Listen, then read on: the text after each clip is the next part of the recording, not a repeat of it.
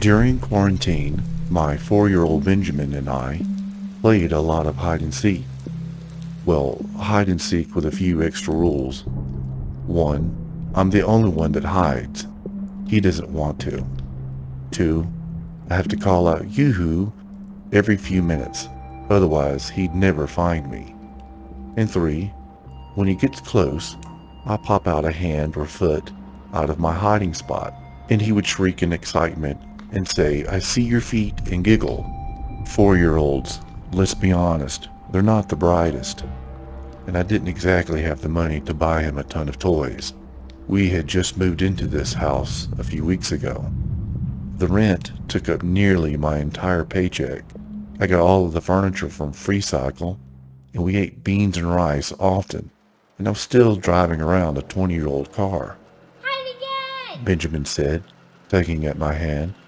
Hide again! He said excitedly. Honey, it's almost bedtime. Please! Okay, but only one game, okay?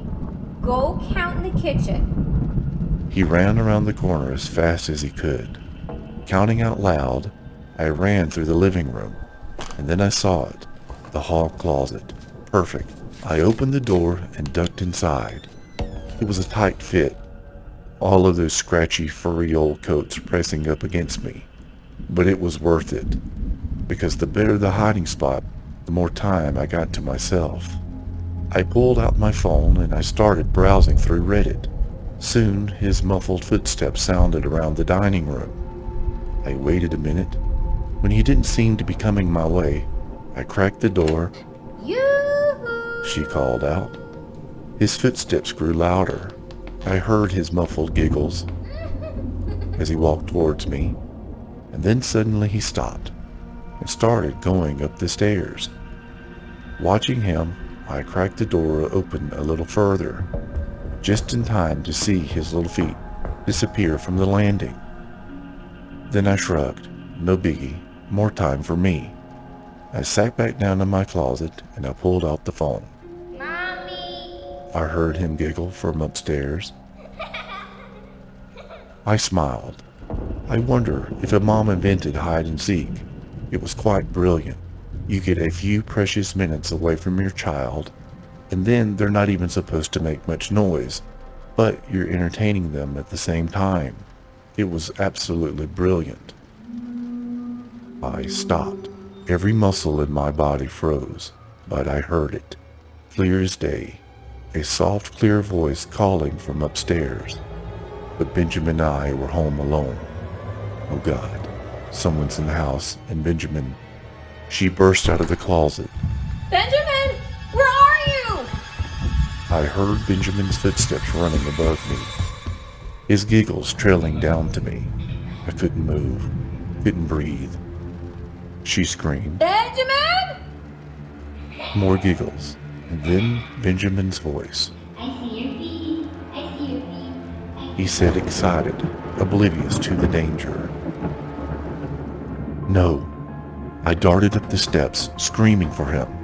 I burst into his bedroom, but he wasn't there. Just his empty rocket bed, a comforter rumpled up. I ran back into the hallway, spinning around.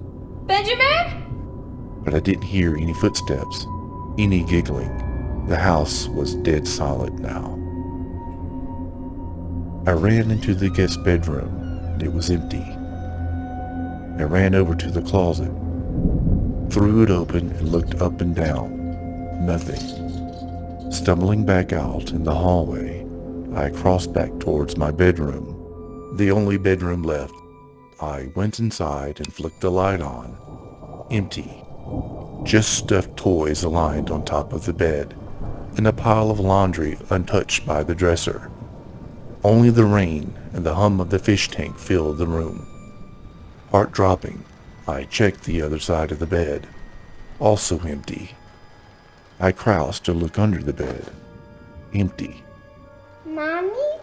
Mommy? Relief flooded me as I heard his voice. The door to the bathroom opened a crack, and one blue eye peered out at me, wide with fear. I ran over and grabbed him, hugged him, and then hoisted him up and started out the bathroom. His eyes were still wide with fear, and they weren't focused on my face, but the spot just above my shoulder. I whipped around. It took me a moment to see it, but then I did. I stared at the wardrobe frozen, my heart pounding in my ears. In the shadows, poking out from underneath the hems of my dresses and coats, were 2 feet. In moments like this, the brain doesn't really work. It's too slow. Instinct, really. The smartest thing would have been to lock ourselves in the bathroom and climb out the window, but instead, I just ran down the hallway as fast as I could. As I ran down the stairs, I heard the weighted footsteps, slow and methodical, resonating through the house. I could still hear them pounding into my brain as I ran to the neighbor and screamed for help. The police came. They searched the house. They didn't find anything. No signs of forced entry either. So they promised me they'd patrol my street for the next few days. But that was really all they could do. I decided to stay at my friend's house for a few weeks until I felt safe again. But every time I closed my eyes, I could see them. Those 2 feet that looked so off somehow, swollen as if waterlogged, a bit too grayish in tone to belong to any normal person, toenails blackened and split. And I think back to that wardrobe, how I had gotten it for free, how the owner told me his mother had just died, and he was just trying to get rid of her stuff as quickly as possible. And I couldn't help but to wonder, how did she die?